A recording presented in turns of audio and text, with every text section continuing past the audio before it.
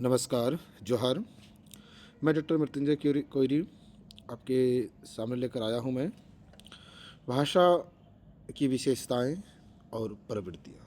आप कह सकते हैं जो भाषा की जो मुख्य प्रवृत्तियाँ हैं वही उनकी विशेषताएं हैं। तो भाषा की क्या विशेषताएं हो सकती है? भाषा में हम देखिए कि उसकी प्रमुख जो विशेषताएं हैं उस पर हम लोग बातें करेंगे, क्योंकि अब देखेंगे कि भाषा की जो प्रवृत्तियों को जानने से पूर्व उसके स्वरूप का ज्ञान अनिवार्य एवं उपयुक्त होता है।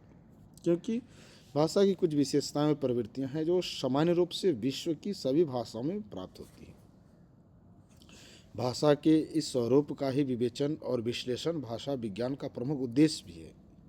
प्रत्येक भाषा के अपने व्याकरण हैं, उनके नियम हैं, उसी विशेष भाषा पर लागू होते हैं। परंतु आगे वर्णित भाषा की जो विशेषताएं हैं आपको जो मिलेंगे, इसमें आप देखेंगे सभी भाषाओं पर ये लागू होते हैं। क्योंकि अब देखेंगे जो विशेषताओं प्रवृत्तियों की चर्चा करें तो उसमें उनका संबंध भाषा मात्र से है।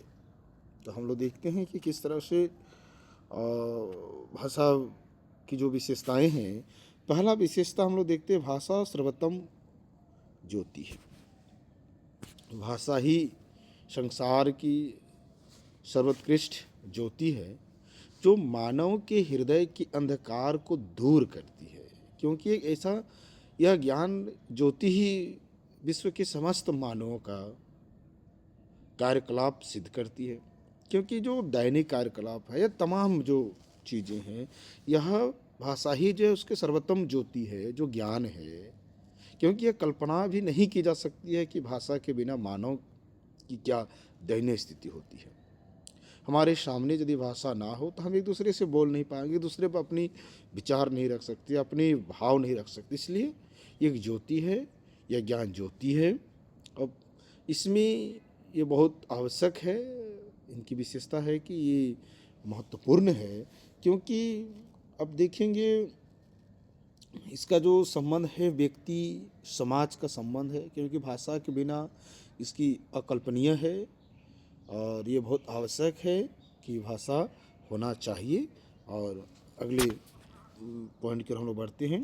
भाषा समाज को एक सूत्र में बांधती है।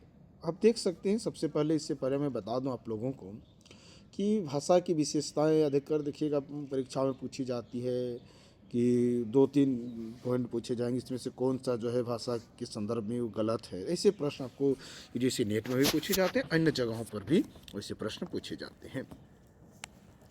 तो अगले बिंदु की ओर बढ़ते हैं। हम लोग देखते हैं कि भाषा समाज को एक सूत्र में बांधती है।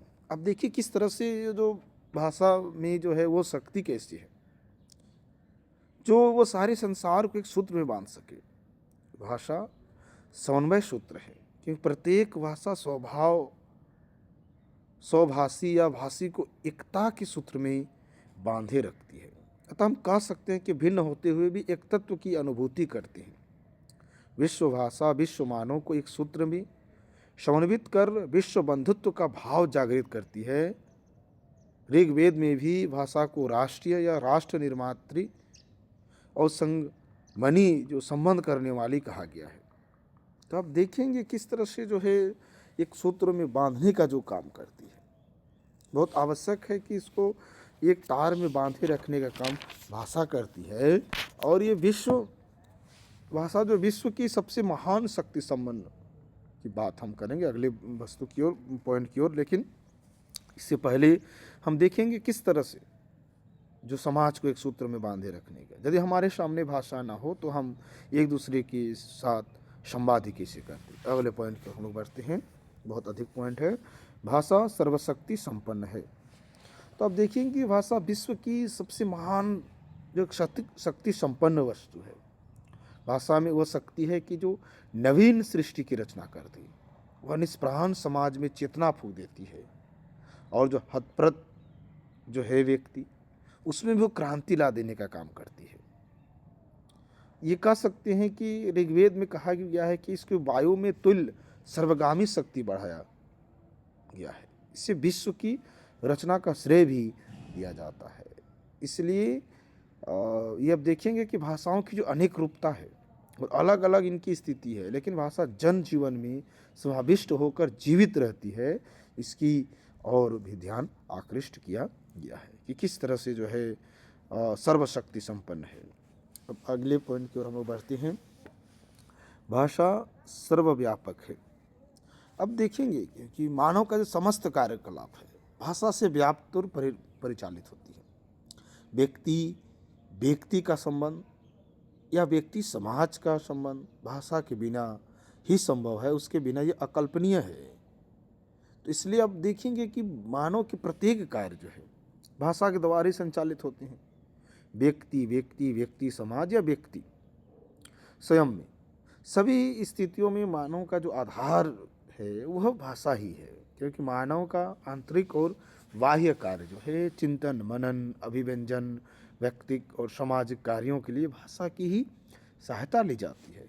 ज्ञान विज्ञान धर्म दर्शन आचार विचार है उपादेय का विवेक या सभी का आधार जो है भाषा है।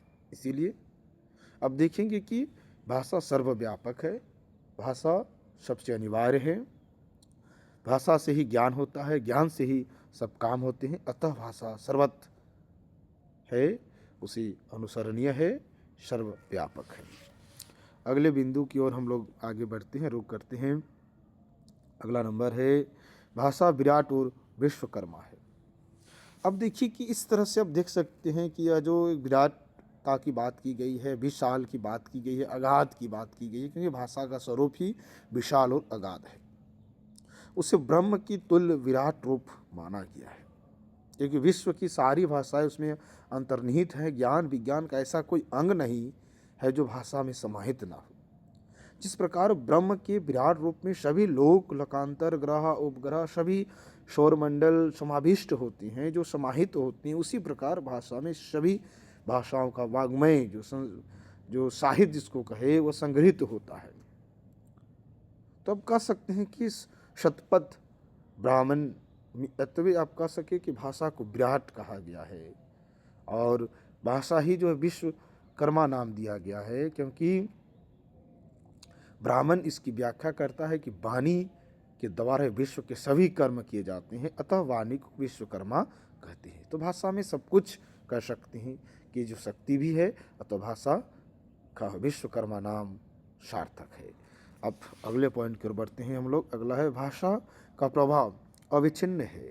अब देखेंगे इसका जो प्रभाव जो है, जिस प्रकार मानव सृष्टि का जो क्रम अविच्छिन्न रूप से चल रहा है, बिना रुकावट से चलते चला जा रहा है, उसी प्रकार भाषा का भी प्रभाव भी जो है अविच्छिन्न रूप से मानव के साथ साथ चला रहा है।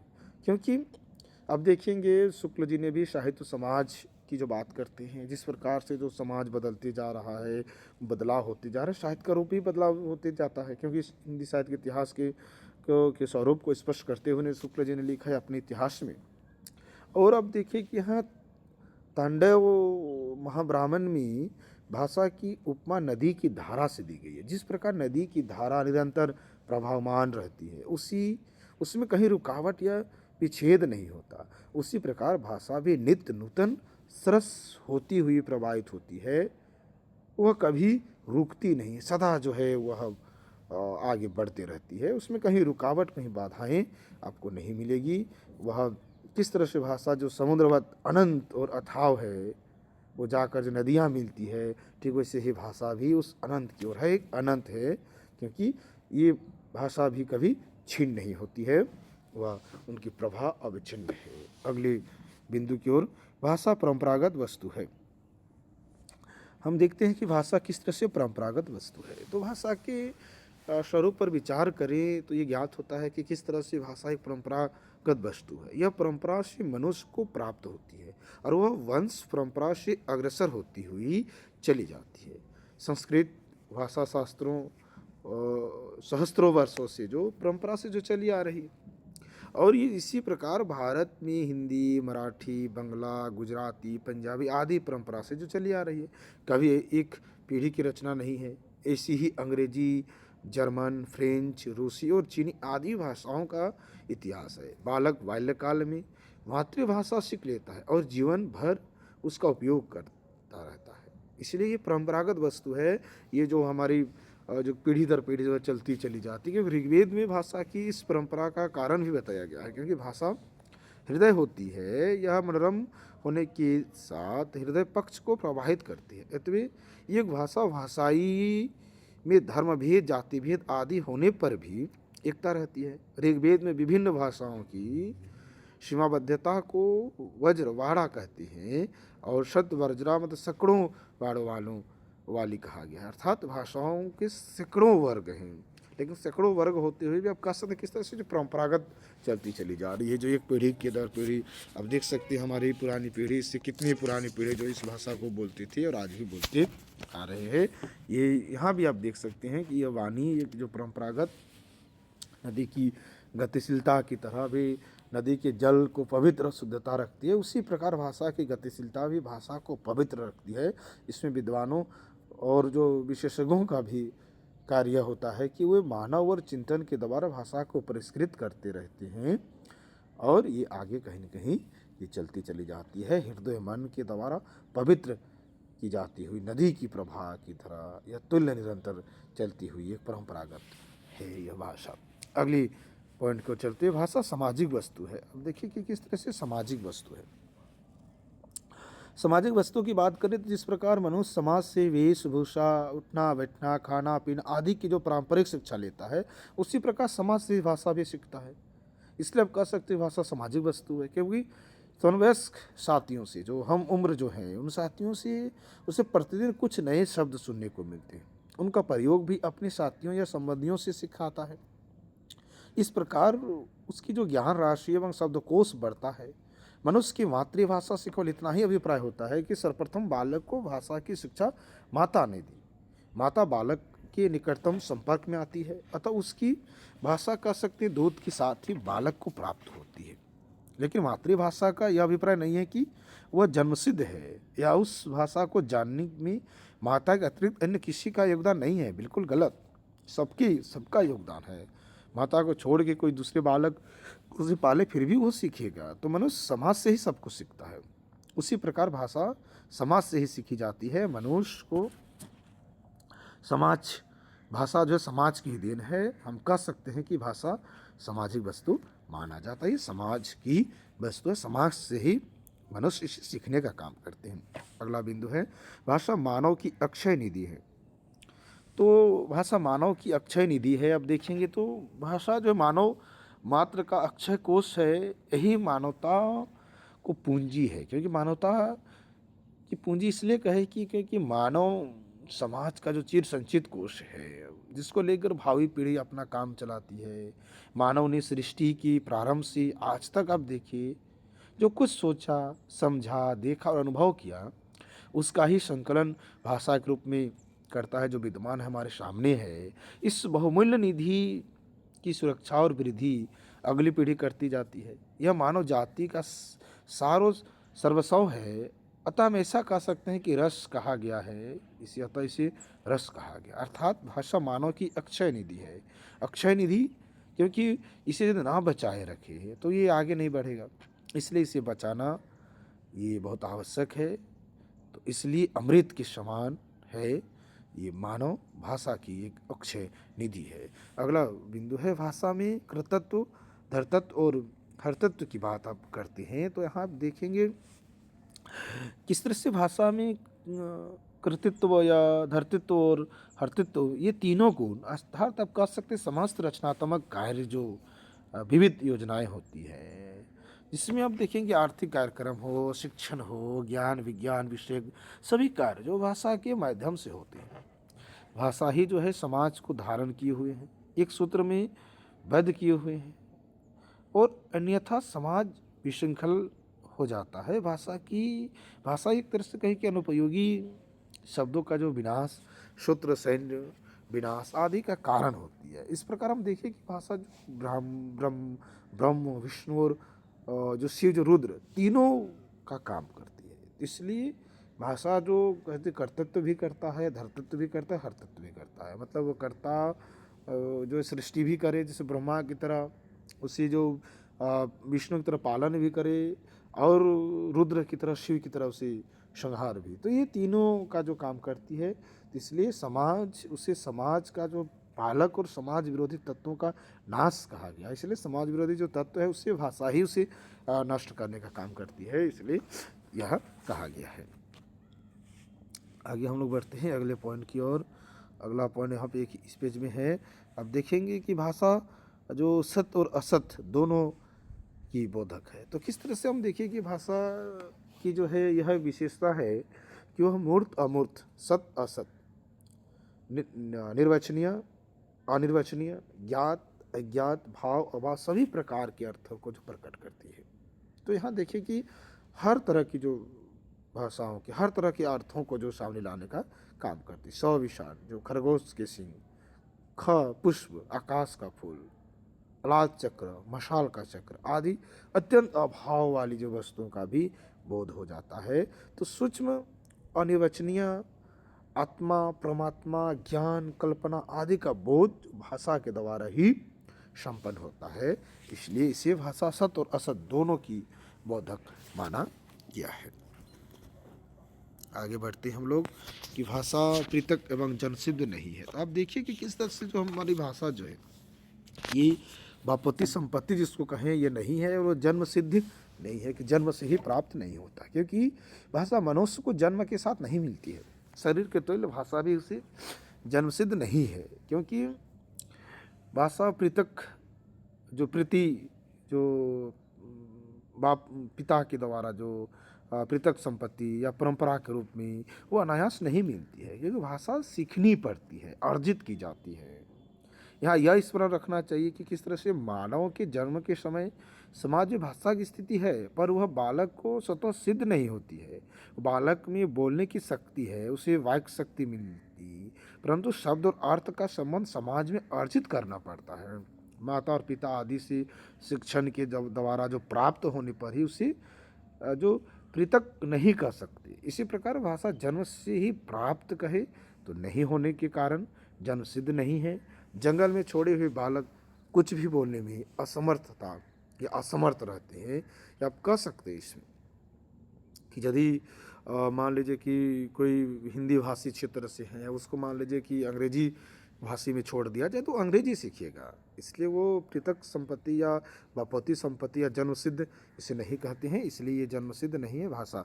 तो अगला पॉइंट की ओर बढ़ते हैं। भाषा भाव संप्रेषण का एक मौखिक साधन है, या भाषा संप्रेषण का मौखिक साधन है, आप कह सकते हैं। भाषा भाव संप्रेषण का मौखिक साधन है। तो किस तरह से जो भाव संप्रेषण या भाषा का जो एक मौखिक साधन है, क्योंकि हम देखते हैं भाषा ही जो वो माध्यम है जिसके द्वारा मनुष्य अपने भावों और विचारों को दूसरे तक पहुंचाता है।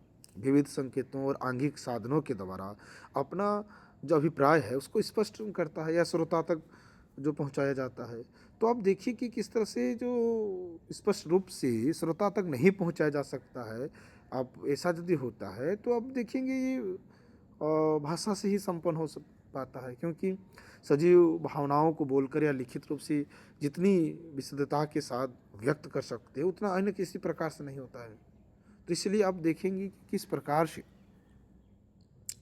ये जो संप्रेषण जो है ये सांकेतिक आंगिक लिखित आदि रूप है, क्योंकि इसमें आप देखेंगे किसी के द्वारा किस व्यक्ति अपना जो अभिप्राय है दूसरों पर प्रकट कर सकता है, किंतु उनकी जो सीमाएं भी हमने देखती हैं हमें देखती है। अर्थात इसमें कह सकते हैं कि इनमें किसी के द्वारा वक्तव्य की पूर्ण अभिव्यक्ति संभव नहीं है, लेकिन सांकेतिक या आंगिक साधनों की जो अपूर्णता तो स्पष्ट ही है, लेकिन लिखित साधन भी उससे मुक्त नहीं है। लेकिन उच्चरित भाषा में ध्वनि की आरोह काकू आदि की भंगिमा के द्वारा जो प्रभाव उत्पन्न हो जाता है वो लिखित भाषा में असंभव होता है। तो जहाँ उच्चरित भाषा सप्राण होती है और लिखित निष्प्राण, लेकिन पाठक को अपनी ओर से भाषा की जो भंगिमाओं को लिखित भाषा पर आरोपित करना पड़ता है। तो आप कह सकते हैं किस तरह से जो उसी पाठक को अपनी ओर से भाषा की भंगिमाओं को लिखित भाषा पर आरोपित करना पड़ता है। तो एक नाटकीय संदर्भ से उसको देख सकते हैं, तो ऐसा देखा जा सकता है। लेकिन ये बहुत है कि एक भाषा जो है भाव संप्रेषण और एक मौखिक साधन है जो एक दूसरे से चली आती, क्योंकि जब हम लोक साहित्य की बात करें तो जितनी भी लोक साहित्य, लोक नाट्य हो, लोकगीत हो, लोक गाथा हो, लोक मुहावरे हो, लोक पंक्तियाँ हो, तमाम चीज़ें एक खंड से दूसरे खंड तो मौखिक प्रवृत्ति ही चलती आ रही थी। इसीलिए भाव संप्रेषण का एक मौखिक साधन है। तो अगले पॉइंट की ओर बढ़ते हैं। भाषा अर्जित संपत्ति है। ये जो भाषा जो है ये मानव के साथ जो है, भाषा भी जन्म से नहीं आती, ये इससे पहले हम लोग बात कर रहे थे, जन्म सिद्ध नहीं है उसी में। तो भाषा को समाज से कहीं न कहीं उससे जो है सीखने की, अर्जित करने की आवश्यकता पड़ती है। जैसे वातावरण है या सहयोगियों से, साथियों से सीखा जाता है। अपनी अपनी योग्यता और प्रतिभा के अनुसार मनुष्य बाल्यकाल में भाषा को अर्जित करता है।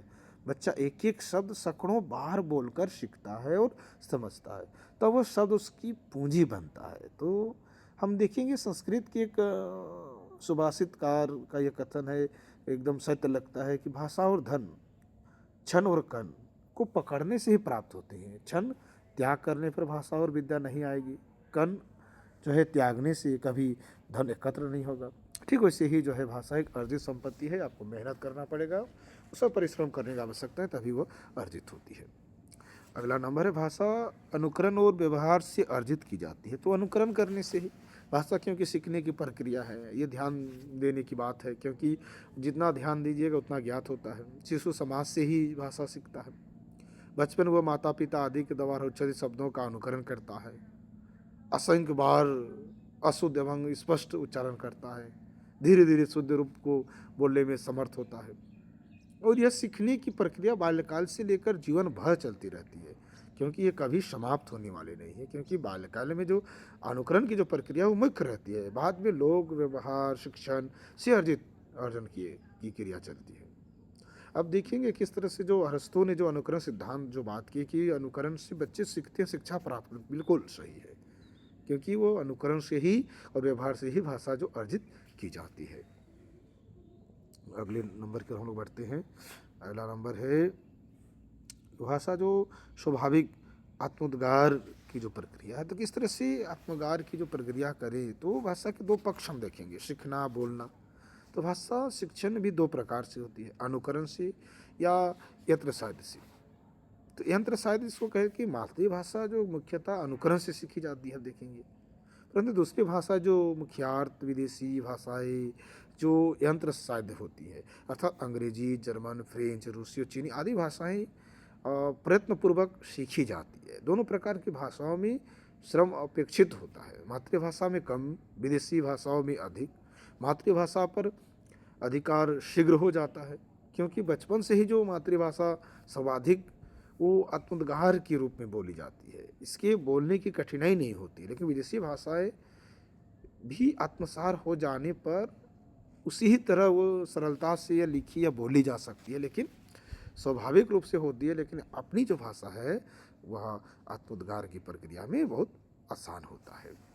भाषा परिवर्तनशील है। अब देखेंगे भाषा किस प्रकार से परिवर्तनशील है, क्योंकि भाषा के विषय में उल्लेख ये किया गया है, क्योंकि भाषा जो अनुकरण से सीखी जाती है और अनुकरण ही भाषा का मौखिक रूप है। तो ये प्रतिक्षण व्यवहार का विषय है। तो लिखित भाषा मौखिक भाषा पर आश्रित हो जाती है। तो इस मौखिक प्रक्रिया में अब देखेंगे किस तरह से वो धीरे धीरे कहीं न कहीं वो बदलाव होते चला जाता है, और अनुकरण ही एक मुख्य है। तो शिशु में यह क्षमता नहीं है कि वह प्रत्येक शब्द का पूर्णतया शुद्ध उच्चारण कर सके, वह शब्दों को अस्पष्ट या अशुद्ध बोलता है। यह अनुकरण की ही अपूर्णता, प्रतिक्षण भाषा में परिवर्तन आती है। इसीलिए भाषा में वो परिवर्तन होता चला जाता है। भाषा के दो आधारों में देखिए तो मानसिक और भौतिक आधारों का उल्लेख किया जाता है। कभी सुनने और समझने में त्रुटि होती है, कभी बोलने में। इसी प्रकार भाषा में परिवर्तन आ जाता है। वंश परंपरा से भाषा अग्रसर होती जाती है। परिवर्तन भी है जो प्रारंभ में छोटे होते हैं, बाद में विशाल रूप ग्रहण करके भाषा में विशेष परिवर्तन ला देते हैं। यही कारण है कि वैदिक संस्कृत से संस्कृत या संस्कृत से पाली, पाली से प्राकृत, प्राकृत से अभ्रंश, अभ्रंश से हिंदी में का जो परिवर्तन की दिशाएं भी आपको दिखाई पड़ती है। कैसे जो भाषाओं का विकास हुआ वो भी आप दिशाएं आप देख सकते हैं। अगले नंबर है भाषा के उच्चरित रूप में पहले परिवर्तन होता है। कैसे हम देखते हैं। अब यद्यपि देखिए कि अनुकरण के साथ ही परिवर्तन की जो प्रक्रिया है वो प्रारंभ होती है। बहरहाल आप देख सकते हैं कि परिवर्तन का जो प्रथम प्रभाव है भाषा के उच्चरित रूप पर पड़ता है। व्यक्तिगत उच्चारण में अंतर होते होते वो समाज के उच्चरित रूप में भी परिलक्षित होने लगता है। फलस्वरूप आप देख सकते हैं कि अग्नि को अगिन, फिर वो आग हो जाता है। चतुर्वेदी चौबे द्विवेदी हो जाता है। दुबे उपाध्याय, ओझा झा, सत्य को सच, घृत को घी, शर्करा को शक्कर, तो ऐसे ही बदलते जाते। तो उच्चरित रूप में धीरे धीरे साहित्य में वो प्रवेश पाकर परिष्कृत या विकसित रूप उसे मान लिया जाता है, इसलिए वो पहले से वो परिवर्तन होता चला जाता है। अगला नंबर है, भाषा का कोई अस्थायी रूप नहीं है। अब देखिए, कोई अस्थायी रूप नहीं है, क्योंकि इसलिए नहीं है कि भाषा भी मानव जीवन के तुल्य वो जीवित सत्ता है। मानव में शेषो यौवन और वृद्धा तत्व आते हैं, प्रतिक्षण परिवर्तन होता है। उसी प्रकार भाषा के जीवन क्रम में भी परिवर्तन होता रहता है। मानव में किस तरह से अब देखिए कि जीवन के बाद पुनर्जन्म प्राप्त करना नया रूप लेती है, उसी प्रकार भाषा भी एक जीवन बिताकर नया स्वरूप धारण कर लेती है। अर्थात कह सकते हैं भाषा के जीवन में भी शेषो यौवन और वृद्धत्व आते हैं। तो अब देख सकते हैं चोला बदलता है, नया जीवन प्रारंभ हो जाता है।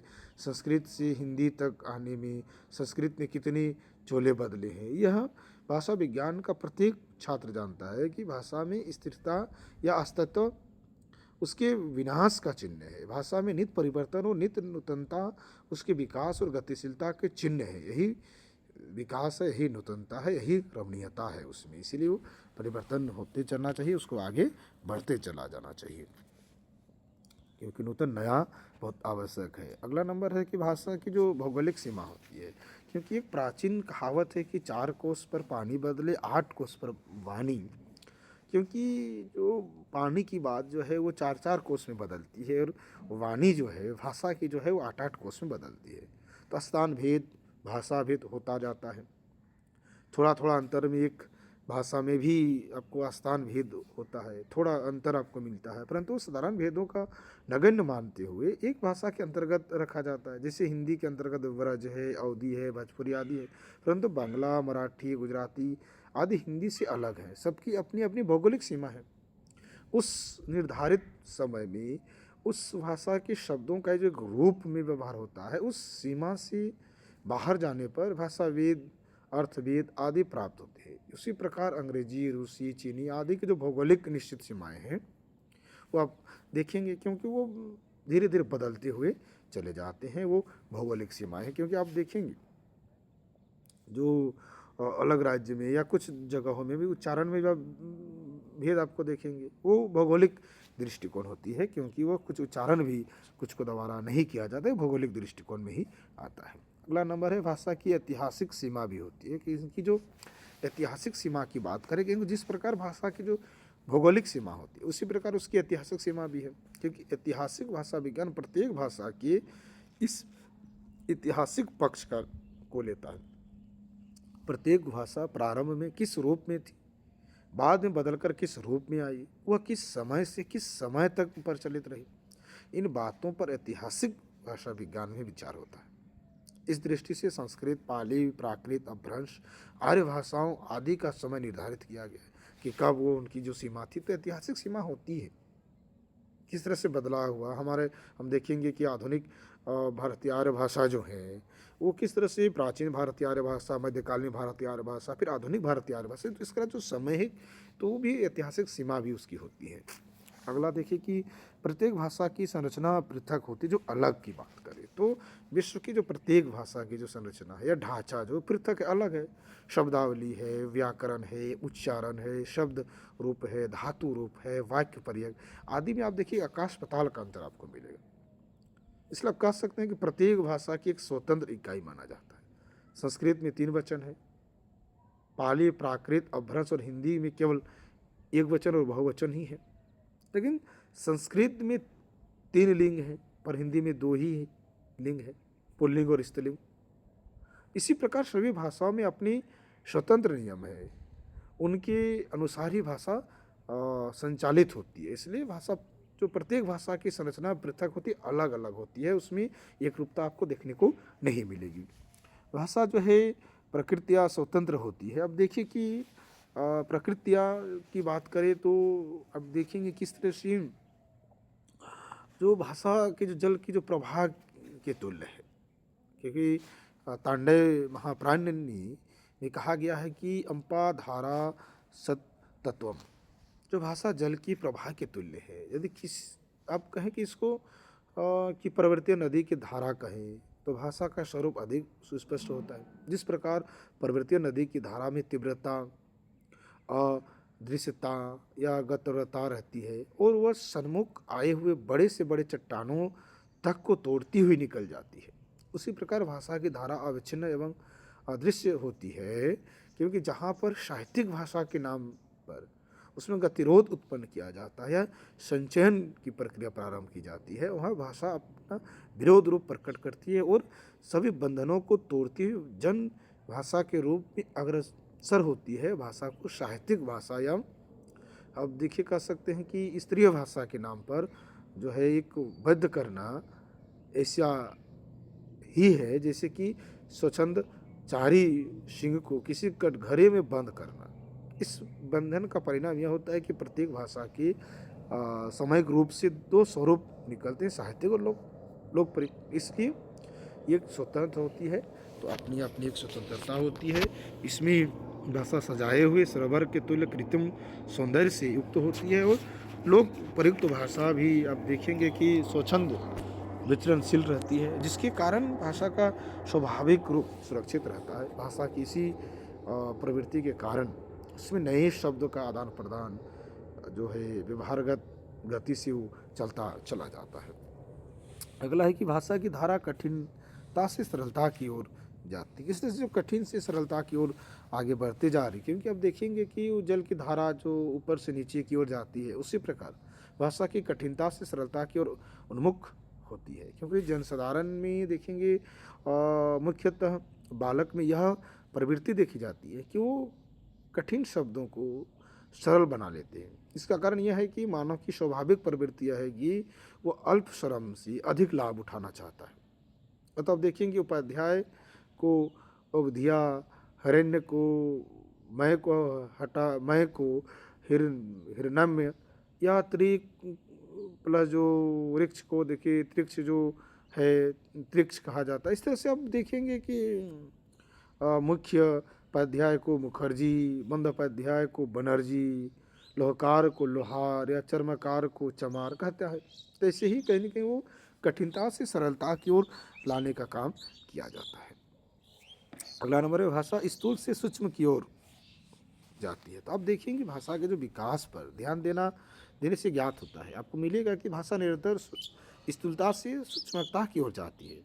वह विकास के साथ ही प्रौढ़ता से प्रौढ़ता की ओर गतिशील रहती है। भाषा के प्रारंभिक रूप में सूक्ष्म और गंभीर जो भावों की जो अभिव्यक्ति कठिनता से होती है, भाषा के विकास के साथ ही साहित्यिक, दार्शनिक एवं वैज्ञानिक सूक्ष्म तत्वों की अभिव्यक्ति भाषा में होने लगती है।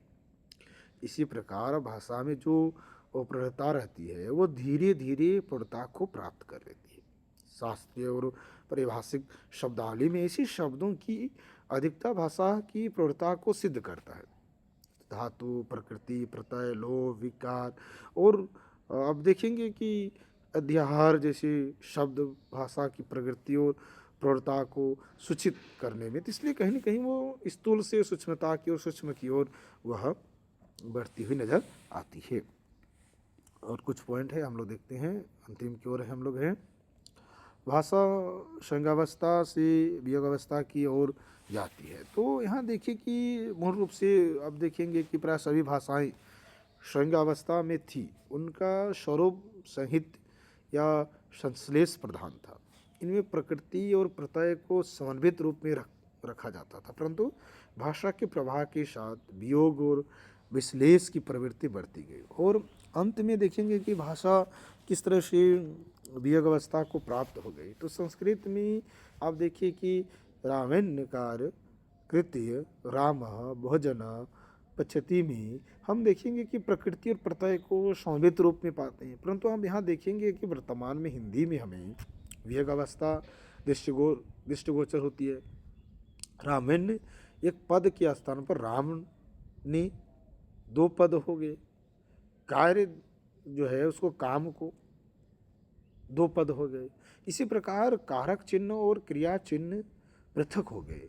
तो रामय तो राम के लिए, वृक्ष वृक्ष पर, कटित पठित पढ़ता है, आदि में किस तरह से वियोगावस्था जो इस पर जो अलग होना कह सकते हैं, जो एक थोड़ा सा आगे बढ़ना कहते हैं, एक पद है तो दो पद होना स्पष्ट दिखाई देती है। इससे ज्ञात होता है कि किस तरह से भाषा जो संयोगावस्था से वियोगावस्था की ओर चलती है। तो जो संयोग है, संयुक्त है, वो वियोग मतलब अलग थोड़ा सा जो दो पद में बांटना आप कह सकते हैं। भाषा कोई अंतिम स्वरूप नहीं होती। अगला नंबर है कि भाषा का जो है कोई अंतिम कह सकते हैं कि कोई स्वरूप नहीं होता है। तो हम देखिए कि भाषा के विषय में ये लिखा गया है कि यह सतत प्रवाहमान एवं गत्वर है। अतः हम देखेंगे इसका कोई एक अंतिम स्वरूप नहीं होता है, क्योंकि विश्व की समस्त भाषाएं परिवर्तनशील है, उसी प्रकार भाषा भी परिवर्तनशील है। सदा परिवर्तनशील वस्तु का अंतिम स्वरूप नहीं होती है। न संसार का कोई अंतिम स्वरूप है, न मानव शरीर का और न मानवीय भाषा का, मृत शरीर के तुल्य मृत भाषा का अवश्य अंतिम स्वरूप हो सकता है, जीवित भाषा का नहीं। तो जहाँ जीवन है वहाँ परिवर्तन है, जहाँ परिवर्तन है वहाँ विकास है, जहाँ विकास है वहाँ नित्य नूतनता नवीनता है। इसीलिए भाषा के अंतिम स्वरूप की न कल्पना की जा सकती है और न उसके विषय में कोई भविष्यवाणी ही संभव है। अगला नंबर है, हम लोग देखते हैं भाषा में सामाजिक दृष्टि से स्तर भेद होता है। तो किस तरह से हम देखते हैं सामाजिक दृष्टि से स्तर भेद की बात करें तो प्रत्येक भाषा में जो सामाजिक दृष्टि से जो स्तर का जो भेद होता है, समाज का प्रत्येक व्यक्ति समान रूप से क्षितिज नहीं होता है। क्षितिज वर्ग की भाषा में जो परिष्कार या दृष्टिगोचर होता है वह देखिएगा अशिक्षित वर्ग की भाषा में नहीं होता है, जो शिक्षित में होता है। तो शिक्षित की बात, क्षितिज सॉरी वहाँ क्षितिज नहीं शिक्षित की बात है, तो शिक्षित की जो है वो अशिक्षित वर्ग की भाषा नहीं होती है। आप देखेंगे जो हिंदी बोलने वाले, जो हिंदी पढ़ने वाले विद्यार्थी हैं या हिंदी की जो प्राध्यापक हैं और अन्य में आप देखेंगे अंतर आपको मिलेंगे। जो आम समाज में आप देखेंगे जो हिंदी बोलते हैं अभिमान में स्वाभिमान में बोलते हैं, उनकी भाषाई स्तर आप देखेंगे तो अंतर होता है। इसलिए स्तर भेद आपको समाज में देखने को मिलता है, क्योंकि जो आम बोलचाल की जो भाषा और साहित्यिक भाषा में आपको अंतर मिलेंगे। इसलिए भाषा की जो परिष्कृत और अपरिष्कृत दो स्वरूप सामने आते हैं। दोनों स्वरूप लिखित और भाषित दोनों रूप में प्राप्त होते हैं। भाषा लिखित और भाषित दोनों रूप में वर्गभेद, स्तरभेद, शिक्षाभेद आदि के आधार पर आपको परिष्कृत और अपरिष्कृत होंगी। साहित्य में उच्च वर्ग की शलाभ में विशिष्ट आयोजनों में परिष्कृत भाषा ही प्रयुक्त होगी। अपरिष्कृत भाषा में ग्राम्य, गंवार, अपभ्रंश या भ्रष्ट कहा जाता है। विश्व की प्रत्येक भाषा में सामाजिक दृष्टि से स्तरभेद देखा जाता है। उच्च स्तरीय भाषा में शब्दकोश का बाहुल्य, व्याकरण नियमों का सुप्रयोग, ध्वनियों का सुस्पष्ट उच्चारण और शैली सौंदर्य रहेगा। तो निम्न स्तरीय भाषा में इन गुणों का अभाव आपको देखने को मिलता है, ये गुण आपको नहीं मिलेंगे। तो अगले नंबर पर हम लोग बढ़ते हैं। अगला है भाषा स्त्रीकरण और मानकीकरण से प्रभावित होती है। तो किस तरह से स्त्रीकरण और मानकीकरण की जो है प्रभावित होती है, इसमें हम लोग चर्चा करते हैं। जिस प्रकार अब मानव शरीर में आप देखेंगे कि दो विरोधी प्रवृत्तियां प्रतिक्षण कार्य करती हैं। किस तरह से प्रतिक्षण कार्य करती हैं आप देखें तो आपको मिलेगा कि संजीवनी और संहरणी। उसी प्रकार भाषा में दो प्रवृत्तियां कार्य करती हैं, स्त्रीकरण और अस्त्रीकरण। मानव शरीर को संजीवनी शक्ति, स्फूर्ति, चेतना, उत्साह और स्थिरता प्रदान करती है, जिससे वह अकाल मृत्यु से बचता है। दूसरी ओर संहरणी शक्ति उसमें विकार, दोष और अस्थिरता प्रदान करती है, इससे वह मृत्यु और विनाश की ओर अग्रसर होता है। तो भाषा में भी दो विरोधी शक्तियाँ सदा काम करती है, जो केंद्राभिगामी हो या आप कहे प्रकार से अब देखेंगे केंद्रागामी, जो केंद्राभिगामी शक्तियाँ जो अस्थिरता, परिवर्तन और ह्रास को रोकती है और केंद्र को पुष्ट करती है। अतः भाषा में परिवर्तन की गति रोकी जाती है। जो स्त्रीकरण या मानकीकरण की प्रक्रिया है, इससे भाषा अपने परिष्कृत रूप का सुरक्षित रख पाती है और विनाश या ह्रास से अपना बचाव करती है। तो दूसरी ओर हम देखें कि केंद्रापगामी की बात करें, शक्तियाँ की बात करें, तो यह भाषा को केंद्रित होने से बचाती है। ये विकेंद्रीकरण को मुख्यार्थ देकर भाषा में नवजीवन का संचार करती है, उसमें परिवर्तन लाती है। विकेंद्रीकरण की प्रक्रिया भाषा में परिवर्तन के साथ अस्थिरता लाती है। इसके द्वारा भाषा अपनी स्वाभाविक रूप में परिवर्तन होती जाती है। इसी प्रकार हम कह सकते हैं कि स्थिरीकरण या मानकीकरण से भाषा परिष्कृत एवं स्थिर होती तथा अस्थिरीकरण की प्रक्रिया से भाषा में परिवर्तन और अस्थायिकता आती है, वह कहीं न कहीं वो आगे बढ़ता जाता है।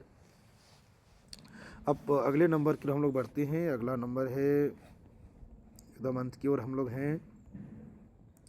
भाषा का मूल रूप वाक्य है, पद केवल व्यवहारिक है। हम देखिए, यह तात्विक दृष्टि से देखा जाना चाहिए, क्योंकि यह सिद्ध होता है कि भाषा का मूल वाक्य है। अब देखेंगे कि पश्चात शास्त्रियों भी इस निष्कर्ष पर पहुँचते हैं। उनका भी कहना है कि इस तरह से वाक्य ही वह सत्ता है जो मानव के विचार को पूर्ण रूप से स्पष्ट रूप में प्रस्तुत करती है। वाक्यों का जो आधार विचार और विचारों का मूर्त रूप वाक्य है। किसी एक मानव को मन में रखकर विचार किया जाता है, वो विचार पदों के द्वारा नहीं अपितु वाक्य रूप में होता है। वाक्य की सत्ता को सर्वोच्च माना जाता है। वाक्य के संगठन अवयवों का विभाजन करने पर हमें पदों की सत्ता प्राप्त होती है। इसी प्रकार पदों के निर्माण में अवयवों की जो परीक्षण करने पर वर्णों की सत्ता प्राप्त होती है। ठीक उसी प्रकार आप देखेंगे उपयोगिता एवं शास्त्र दृष्टि से वाक्य ही भाषा के सार्थक अंग है, क्योंकि वाक्य ही सबसे बड़ी है, पद केवल व्यवहारिक है। तो इसलिए इसको कहा गया है व्यवहारिक दृष्टि से तथा बाल या बोधार्थ वाक्यवयों और पदावयों पर विचार होता है, जो आप इसमें देख सकते हैं। तो इसलिए वाक्यों में पदों की सार्थकता के विषय में भर्तृहरि का भी कथन है कि जिस प्रकार पद में प्रकृति और प्रत्यय की कल्पना की जाती है, उसी प्रकार वाक्य में पदों की कल्पना और सार्थकता समझी जाती है। अगला नंबर है, प्रत्येक भाषा का ढांचा जो है स्वतंत्र होता है। हम लोग देखेंगे कि जो हर भाषा की जो है उनकी जो ढांचा जो होती है वो स्वतंत्र कैसे होती है। तो प्रत्येक भाषा की जो बनावट ही नहीं है, क्योंकि ढांचा भी दूसरी भाषा से भिन्न होता है, क्योंकि इसके अनेक कारण हैं जिनकी चर्चा यहाँ आपको अनपेक्षिक देखेंगे। क्योंकि हिंदी में 2 लिंग हैं, गुजराती में 3, हिंदी में भूतकाल की 6 भेद हैं, रूसी में केवल 2, हिंदी में 2 वचन हैं, संस्कृत में 3। इसलिए प्रत्येक भाषा का जो ढांचा है, इससे पहले हम किसी में बात किए थे, तो सबका अलग अलग है। जो स्वतंत्र की बात की गई थी, स्वतंत्रता की बात की गई थी, इसलिए आप यहाँ स्वतंत्र देखेंगे, इसमें जो है बदलाव मिलेंगे, सब में अलग मिलेंगे, एक आपको एक तरह से आपको प्राप्त नहीं होंगे। अगला नंबर है भाषा जो सहज और नैसर्गिक क्रिया है। तो नैसर्गिक क्रिया की बात करें तो भाषा 2 प्रकार से सीखी जाती है, अनुकरण या बौद्धिक प्रयत्न द्वारा। तो हम अपनी मातृभाषा अनुकरण द्वारा सीखते हैं, संस्कृत, अंग्रेजी, रूसी आदि भाषाएं बौद्धिक प्रयत्न द्वारा। तो भाषा का अर्जन चाहे वो अनुकरण द्वारा हो या सचेत बौद्धिक प्रयत्न द्वारा, लेकिन श्रम साध्य व्यापार है। अंतर यह है कि अनुकरण की प्रक्रिया से भाषा आदमी तब सीखता है जब बुद्धि अविकसित रहती है। इसीलिए उस समय का श्रम न तो ज्ञात होता है और न बाद में यह याद रहता है, परंतु बुद्धि विकसित हो जाने के बाद जब सचेत प्रयत्न द्वारा हम किसी दूसरी भाषा सीखते हैं, तब श्रम का अनुभव होता है। इसलिए मातृभाषा की तुलना में दूसरी भाषा को सीखना कठिन मालूम पड़ता है। इसलिए भाषा सहज और नैसर्गिक क्रिया है, ऐसा माना जाता है। तो आप देख रहे थे किस तरह से भाषा की जो विशेषताएं हैं और भाषा की जो प्रवृत्तियां हैं, तो आप देखें कि किस तरह से इनकी विशेषताएं आपको मिला। आपको देखेंगे ये कहीं कहीं बहुत प्रश्न पूछे जाते हैं इस पर लेकर, इसलिए मैंने इसको लेकर आया था। बहुत बहुत धन्यवाद, नमस्कार।